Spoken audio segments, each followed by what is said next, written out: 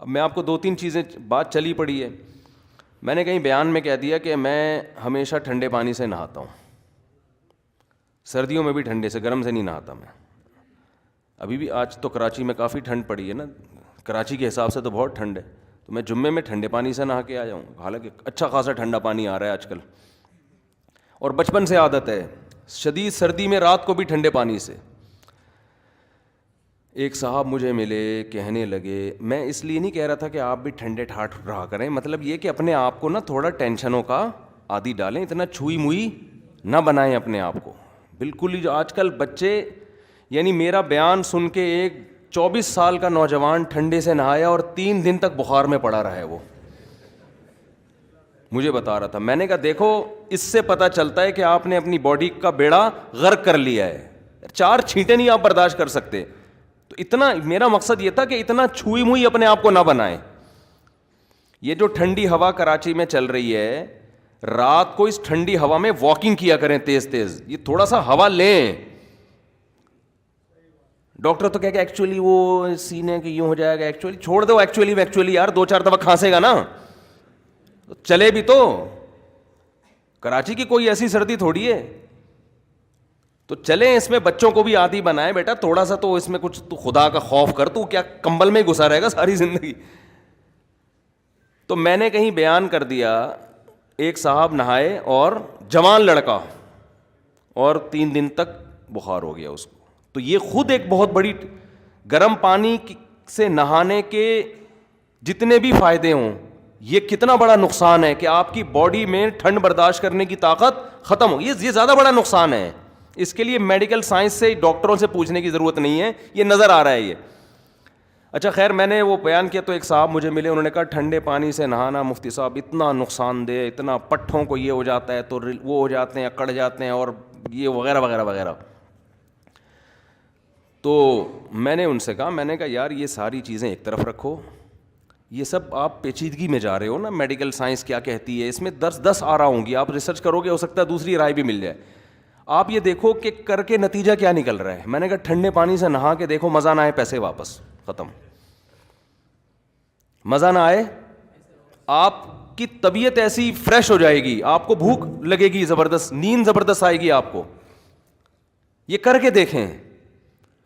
کاکڑ دن نہ ہوتا ہے پہلی دفعہ میں, جب پہلا مگا ڈالتے ہیں نا آپ تو کاکڑ دن نہ ہوتا ہے, تھوڑا سا آدمی یوں کر کے الجھتا ہے, ایک دم آواز آتی ہے. اس کے بعد دوسرا تیسرا ریلیکس, کیا خیال ہے. اس کے بعد پھر آپ ٹاول سے اچھی طرح اپنے جسم کو پوچھ لیں, آپ آئیں, آپ گرم سے بھی تجربہ کر کے دیکھیں, ٹھنڈے سے بھی. جس دن ٹھنڈے پانی سے نہائیں گے آپ کو بھوک ڈبل لگے گی, آپ کو زیادہ, آپ فجر میں آئیں ٹھنڈے پانی سے نہا کے, آپ دیکھیں آپ کو زیادہ مزہ آئے گا نماز میں, آپ کو سکون ملے گا, نیند اچھی آئے گی, بھوک زیادہ لگے گی. یہ فائدے ریسرچ کی محتاج نہیں ہے, یہ ہمیں نظر آ رہے ہیں. سمجھ, ٹھنڈے علاقوں کے لوگوں کی صحتیں اچھی ہوئی تھی, گرم علاقے کے لوگوں کی ہوتی ہیں, بتاؤ.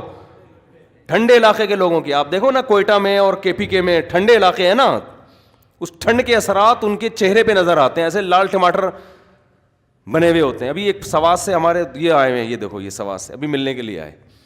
میں نے کہا یار آج بہت دنوں بعد اوریجنل پٹھان دیکھا ہے میں نے. پہلے سارے پٹھان اس طرح ہوا کرتے تھے, ایسے لال ٹماٹر, نور کی کرنیں نکل رہی ہیں. اب کراچی میں رہ کے وہ بھی کیا ہو گئے, گرم پانی سے نہا کے, اور وہ گرمی, وہ عجیب سا وہ حساب کتاب وہ رہا نہیں ہے. تو یہ ٹھنڈے علاقوں کے لوگوں کی بات ہے, سمجھتے ہو کہ نہیں سمجھتے ہو. تو ٹھنڈ میں بہت زیادہ گرمی کا وہ گرم رہنے کا نہ کریں, اور گرمی میں بھی بہت زیادہ ٹھنڈ کا انتظام, تھوڑا گرمی بھی لگایا کریں. سمجھ رہے ہو, گرمی لگنے سے بھی اللہ نے موسم بنائے ہیں تو کوئی حکمت ہوگی نا, گرمیوں میں پسینہ نکلے. اب آپ دیکھو کراچی میں چند سال پہلے پہلا روزہ تھا, گرمی دبا کے پڑی ہے, کورونا سے اتنے نہیں مرے ہوں گے جتنے ایک دن ہیٹ اسٹروک سے مر گئے لوگ. ابے ہم حیران ہو رہے تھے یار, اتنا بھی نہیں ہے بھائی جتنا. ہر گلی میں جنازے اٹھ رہے تھے, مجھے یاد ہے وہ دن, مردہ خانوں میں جگہ ختم ہو گئیں. کراچی کی عوام ایک دن کی گرمی برداشت نہیں کر سکی.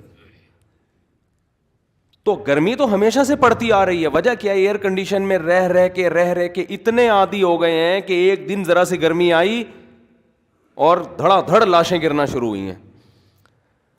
تو بھائی یہ المؤمن القوی خیر من المؤمن الضعیف، نبی نے فرمایا طاقتور مومن کمزور مومن سے اللہ کو زیادہ محبوب ہے. تو طاقت میں یہ چیز بھی تو داخل ہے نا کہ تھوڑا سا اپنے آپ کو مشقتوں کا عادی بناؤ. خیر کہاں سے کہاں بات چلی گئی، تو وہ جلدی سے ٹھنڈے پانی کی بات مکمل کروں. انہوں نے کہا کہ وہ ٹھنڈے پانی سے جو ہے نا یہ ہوتا ہے تو فلانا ہوتا ہے تو اکڑ جاتے ہیں تو پکڑ جاتے ہیں وغیرہ وغیرہ. تو میں نے تو کوئی میڈیکل سائنس کی، میں نے کہا یار نہاؤ مزہ نہ آئے ویسے واپس. لیکن اب ایک کل رپورٹ آئی ہے سامنے کہ بھائی ٹھنڈے پانی سے نہانا صحت کے لیے بہت مفید ہے. اب رپورٹیں چینج ہوتی رہیں گی، صحیح ہے نا، یہ تو سائنس ہے ترقی کر رہی ہے کہ جی وہ اب سنا ہے یہ جتنے جو کھلاڑی اور یہ لوگ جو ہے نا ٹھنڈے پانی کا باتھ لیتے ہیں. یہ